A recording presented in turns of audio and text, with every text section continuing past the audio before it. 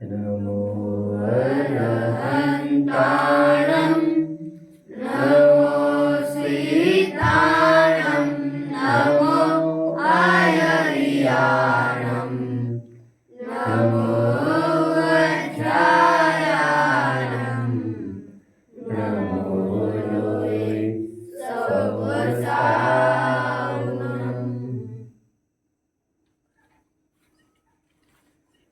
Two roads diverged in the wood, and I have taken the less traveled by, and that has made all the difference.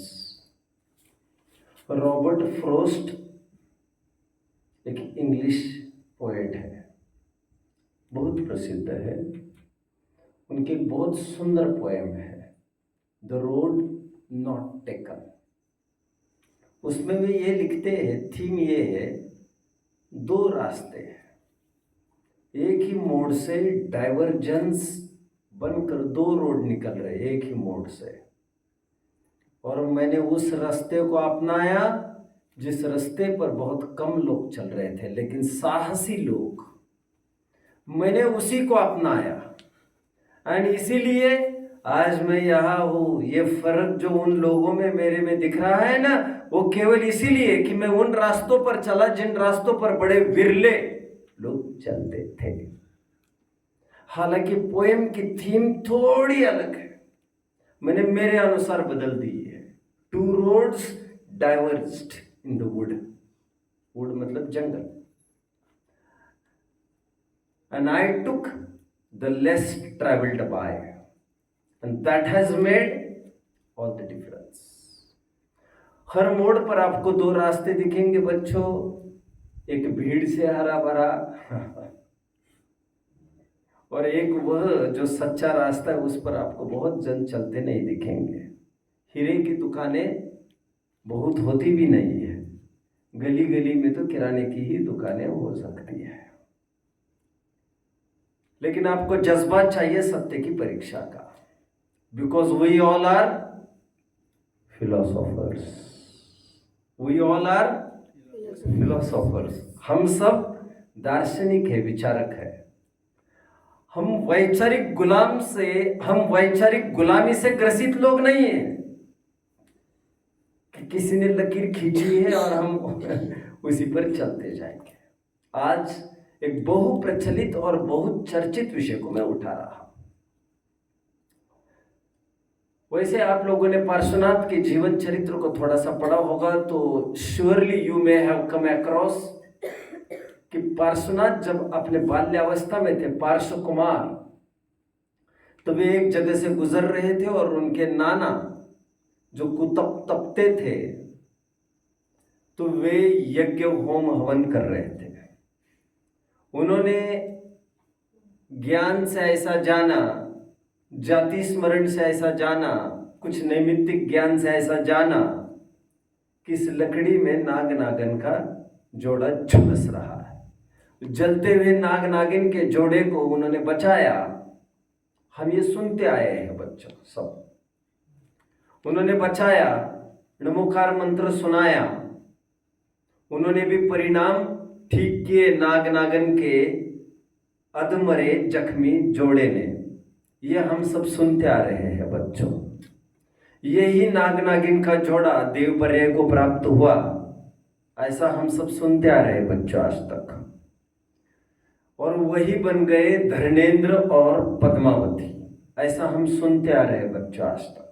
और वही आगे चलकर जब पार्श्वनाथ मुनि तपश्चरण कर रहे थे, जब अंतिम पड़ाव पर थे, केवल ज्ञान की प्राप्ति के बस वर्ष पर थे, उस समय में जब उपसर्ग होने लग गए उन पर 7 दिन का भयंकर, तब यही धर्मेंद्र और पद्मावती वहां पर आए, छत्र तान कर वहां पर खड़े रहे, उपसर्ग से रक्षा की और ध्यान में अनुकूलता देकर उनको केवल ज्ञान होने में सहयोग दिया. ऐसा हम सब सुनते आ रहे हैं आज तक. हाँ या ना बच्चों? इस न्याय से हम ये सुनते आ रहे हैं कि धर्मेंद्र और पद्मावती का आपसी रिलेशन पति पत्नी का था. वैसे देव देवियों में पति पत्नी ऐसा रिलेशन होता नहीं है. ये केवल मनुष्यों में ही पति और पत्नी ऐसी संज्ञा होती है। वहां पर हम कहेंगे देव और उनकी नियोगिनी देवी, बट आपके समझने के लिए मैं पत्नी कहूंगा यहां से। तो आज तक ये मान्यता चल रही है कि धर्मेंद्र और पद्मावती ये पति पत्नी हुए हैं, और जब जब भी पार्श्वनाथ के उपसर्ग के निवारण की बात चलती है, दो एंटिटीज को, दो शख्सियत को खड़ा किया जाता है, वो एक धर्मेंद्र और एक पद्मावती, और इस रूप में कि ये पति पत्नी का जोड़ा आया और उन्होंने बचाया। कितने जन ने सुना है बच्चों? और कई जनों ने भक्ति का अतिरेक करके इनको भगवान की वेदी में ही आसपास थोड़ा उनको स्थान देकर, उनको स्थापित करके उनकी भी बराबरी से पूज्यता आंकना प्रारंभ किया। हालांकि मेरा यह विषय आज का है नहीं, मुझे कहना इतना ही है, अक्सर विद्वानों के मुख से अपने धर्मेंद्र और पद्मावती ये जोड़ा सुना होगा, बचाने के अर्थ में, उपसर्ग के निवारण के अर्थ में। बट मैंने इस निगाह से ग्रंथों का आलोड़न करना प्रारंभ किया, शास्त्रों को खंगालना चालू किया, और कुछ 1000 पेजेस आई टर्न ओवर। मैंने इतने ग्रंथ पढ़े, उन किसी भी ग्रंथ में मुझे यह मिला ही नहीं कि धर्मेंद्र और पद्मावती ये रक्षा करने के लिए आए थे। 2 जन रक्षा करने के लिए आए थे यह तो मिल रहा है मुझे, बट धर्मेंद्र और पद्मावती का जोड़ा इस जिन शासन में कहीं भी उद्धृत नहीं है, ये मुझे आपको बस बताना है आज। जिसे लोग मंदिर में स्थापित करते हैं, वेदी के रूप, वेदी में भक्ति आदि करते हैं, मैं इस समय ये कहने नहीं बैठा हूं भक्ति उनकी करनी चाहिए कि नहीं करनी चाहिए।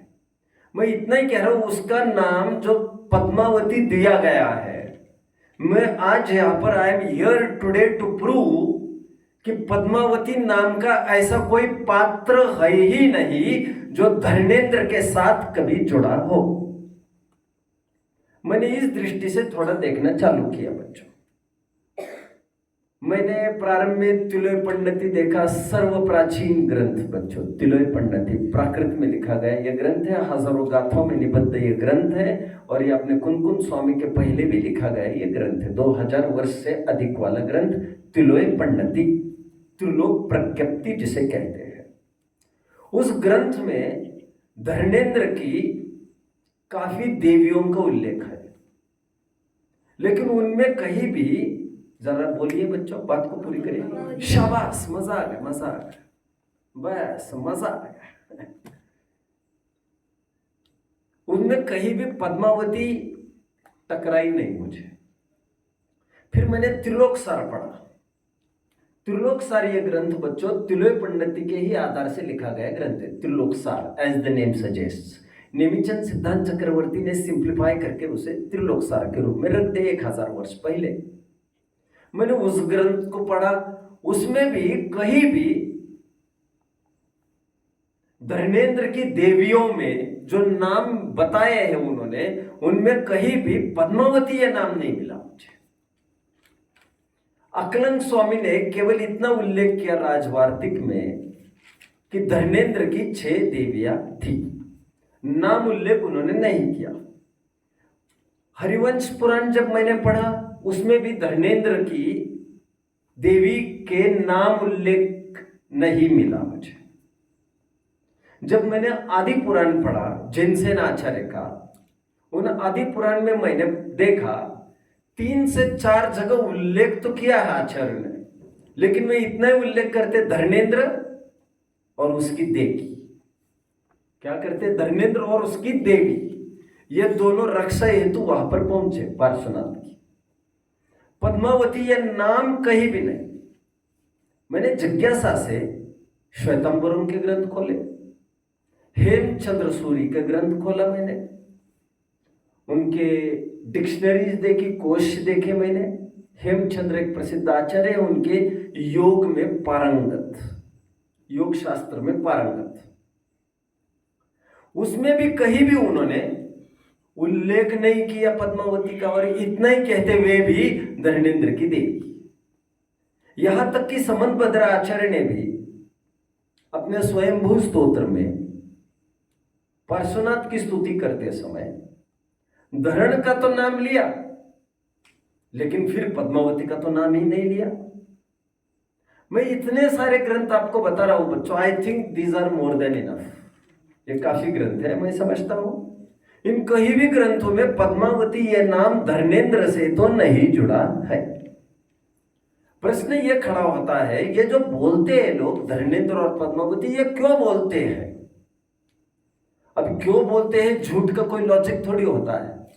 बोलना नहीं चाहिए, ये मैं कह रहा हूं। धर्मेंद्र के आगे केवल धर्मेंद्र और उनकी देवी ये बोला जाए।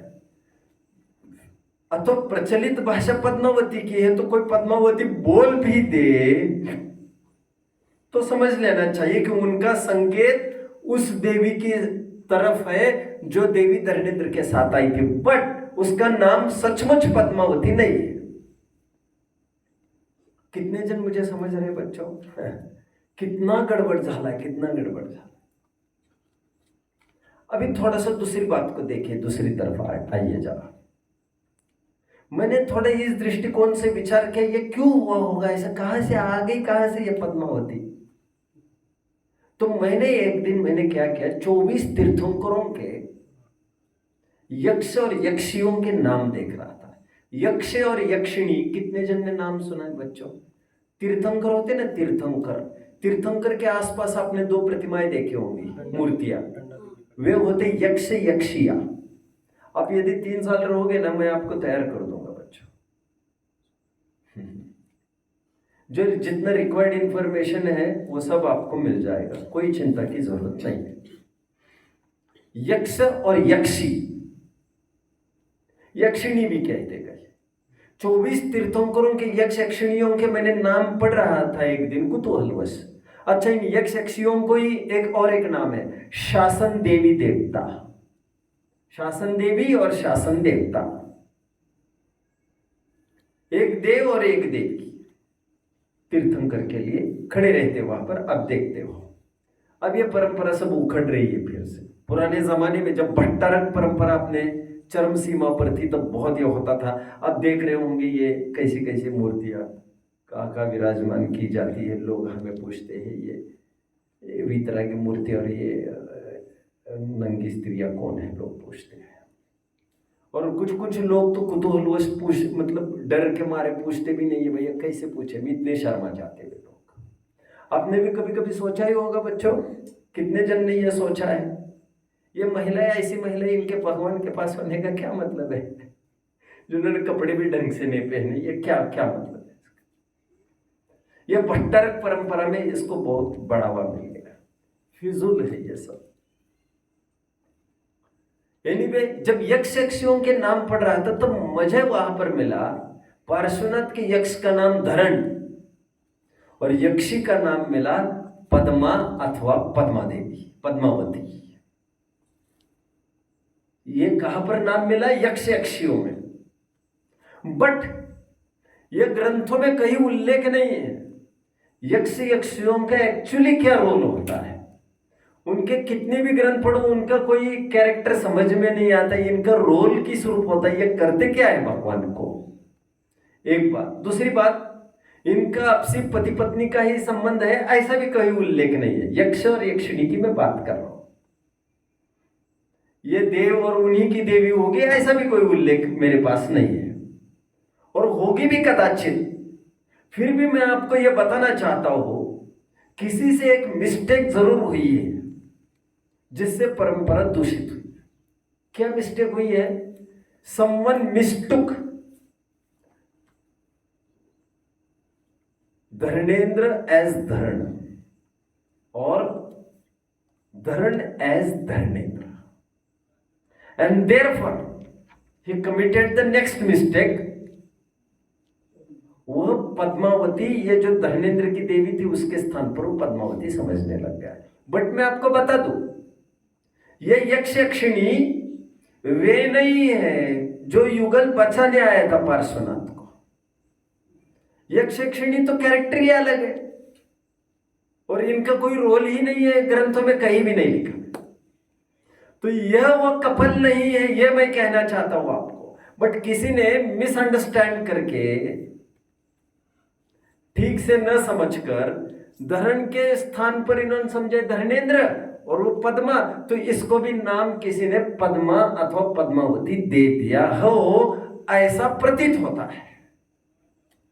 कितने जन मुझे फॉलो कर रहे बच्चों, शाबाश। हम धड़ल्ले से पद्मावती कहते जिसे जा रहे हैं, उसका कोई नाम उल्लेख नहीं है हमारे ग्रंथों में, केवल धर्मेंद्र और उनकी देवी, बस। अच्छा, और एक टेक्निकल समस्या ये हमारे सामने आ रही है। यदि कोई ये सिद्ध करना चाहे ये धरण ही धर्मेंद्र है और इसीलिए वो यक्षिणी ही बचाने वाली पद्मावती है, बट जो ये सिद्ध कर रहे हो धरण ही धर्मेंद्र है, वो जरा विचार करे, यक्ष तो व्यंतर जाति के देव होते हैं। तत्व और सूत्र जल्दी फटाफट, सबके हाथ में दो जन बच्चों, दो जन और।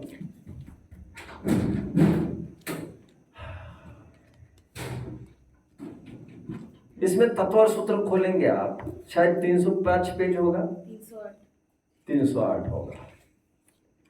और तत्व और सूत्र में जिनेन्द्र अर्चना में पेज, इसमें आप खोलेंगे चौथा अध्याय बच्चों, 307 पेज खोलिए। 307 में मुझे वो चाहिए, किन्नर किम पुरुष मोहर गंधर्व यक्ष राक्षस भूत पिशाचों, कौन सा सूत्र है? किन्नर किम पुरुष वाला बच्चों, जल्दी। 11वां। ओके, मैं 11वीं बोलने वाला था अंदाज से। ठीक है, क्या लिखा है जरा सूत्र देखिए बच्चों। व्यंतरा किन्नर किम पुरुष मोहर गंधर्व यक्ष राक्षस भूत पिशाच। गंधर्व, राइट, गंधर्व। कितने जन समझ रहे हैं? मैं गंधर्व ही बोला। बच्चों थोड़ा ध्यान दीजिए, मैंने कभी आपके बीच में कहा है देवों के 4 भेद होते हैं, देवाश चतुर्निकाय, भवनवासी, व्यंतरवासी, ज्योतिषी और विमानवासी। 4, फिर से भवन, व्यंतर, ज्योतिष, वैमानिक, 4 पर कैटेगरी के देव होते हैं, जिसमें व्यंतर के 8 भेद इन्होंने गिनाए। अभी आप देख रहे हैं, व्यंतरा कहकर आप देख रहे होंगे, उसमें यक्ष को गिनाया है। देख रहे हैं आप सभी? यक्ष तो व्यंतर का एक भेद है। और धर्मेंद्र की ये बात कर रहे हैं बच्चों, धर्मेंद्र अर्थात बहुनवासी देव। नागेंद्र शब्द बहुनवासिनो सुर नागेंद्र के अर्थ में, नागेंद्र मतलब ही धर्मेंद्र। देखिए बहुनवासी का वो 10वां सूत्र होगा, देखिए जरा, बहुनवासिनो सुर नाग सुपर्ण, 10वां सूत्र है। वहां पर नागेंद्र है, नाग है कि नहीं? बहुनवासिनो सुर नाग है कि नहीं? ये जो नागेंद्र है ना, वही धर्मेंद्र। अभी मुझे ये कहना है, ये धर्मेंद्र कैसे हो सकता है? वो तो यक्ष है, वो व्यंतर जाति का है, और ये धर्मेंद्र है, वो तो बहुनवासी का है, ये तो देवी अलग है। कितने जन फॉलो कर रहे हैं मुझे? फर्स्ट, सेकंड थिंग, ये यक्ष यक्षिणी जितने भी है 24, वे कहीं भी किसी चीज के हेड हो, इंद्र हो, ऐसा भी पढ़ने में नहीं है मेरे, है भी नहीं वे इंद्र कहीं के। तो धरण ही धर्मेंद्र है, यह कंसेप्ट भी गलत है जो ये ऐसा मानते हैं। थर्ड, कहीं यदि ये धर्मेंद्र इतना फेमस वही यक्ष होता जो बचाने वाला, तो ग्रंथों में, कई ग्रंथों में यक्ष का नाम, पार्श्वनाथ भगवान के यक्ष का नाम धरण के जगह मातंग भी मिलता है, जैसे तिलोय पंडिती में। श्वेतंबर ग्रंथों में भी उनका नाम पार्श्व यक्ष, बस इतना ही दिया है। यदि इतनी फेमस पर्सनालिटी होती वो धर्मेंद्र, बचाने वाला ही यक्ष होता, तो यक्ष का कभी कुछ नाम ऐसे विविध ग्रंथों में ऐसा क्यों मिलता? इससे ये भी फिर से सिद्ध हुआ कि ये धरण और धर्मेंद्र ये अलग अलग चीज है। कितने जन समझ रहे हैं मुझे? इन सभी बातों से मैं इतना भरपूर कर रहा हूं, जो धड़ल्ले से ये कहते हैं धर्मेंद्र और पद्मावती का जीव बचाने आया, उनको बार बार ये सोच लेना चाहिए वो पद्मावती शब्द धर्मेंद्र के साथ कहीं भी जिनवानी में जुड़ा नहीं है। वे केवल धर्मेंद्र और उसकी देवी ऐसे शब्द का प्रयोग करें। भले ही विद्वान कदाचित पद्मावती शब्द का प्रयोग करे, समझने वाले को तो समझना चाहिए पद्मावती सचमुच नहीं थी वो। कितने जन मुझे फॉलो कर रहे हैं?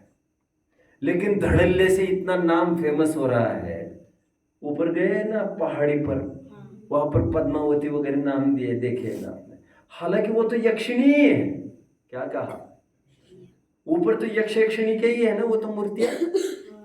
ऊपर पहाड़ी पर कितने जन गए हैं? गौर से कितने जन पार्श्वनाथ भगवान की मूर्ति देखिए, और वहां पर उत्कीर्ण के रूप में जो दिखाए हो वो तो यक्ष यक्षिणी ही दिखाए हो। तो वहां पर तो कदाचित पद्मावती कहना ठीक भी है, बट यक्ष यक्षिणी की भी कोई पूजा करता है क्या? और यदि यक्ष यक्षिणी की पूजा करता कोई, तो महावीर भगवान के मंदिर में महावीर की यक्षिणी और यक्ष को भी याद किया जाता, तो 23 तीर्थंकरों की यक्ष यक्षिणी को तो कोई नाम लेता भी नहीं है उनका कभी। इसका मतलब यक्ष यक्षिणी के कारण पूज्यता नहीं है उनकी, तो वो बचाने आए इसलिए पूज्यता है। पूज्यता भी लोगों के दिमाग में है, हमारे दिमाग में नहीं है। कितने जन फॉलो कर रहे हैं? पूज्यता भी हम नहीं समझते उसे, हम तो केवल वितरागता को ही पूज्य समझते, लेकिन पूजने वाले उन्हें पूज्य समझते हैं वो यक्ष यक्षिणी के कारण नहीं, वो बचाने आए इसलिए। और बचाने आने वालों में से पद्मावती तो नहीं थी। इस प्रकार इस भूल को, बड़ी चलती आ रही इस भूल को हमें सुधार लेना चाहिए, और धर्मेंद्र के साथ पद्मावती इस शब्द का प्रयोग उस प्रसंग में कभी नहीं करना चाहिए जिस प्रसंग में आप नाग नागिन के युगल की, उस जोड़े की बात कर रहे हैं, परभव गमन की, जो बचाने आए हैं। वहां पर तो धर्मेंद्र और उनकी देवी इतने ही शब्द का प्रयोग करना उचित है। ओम नमः।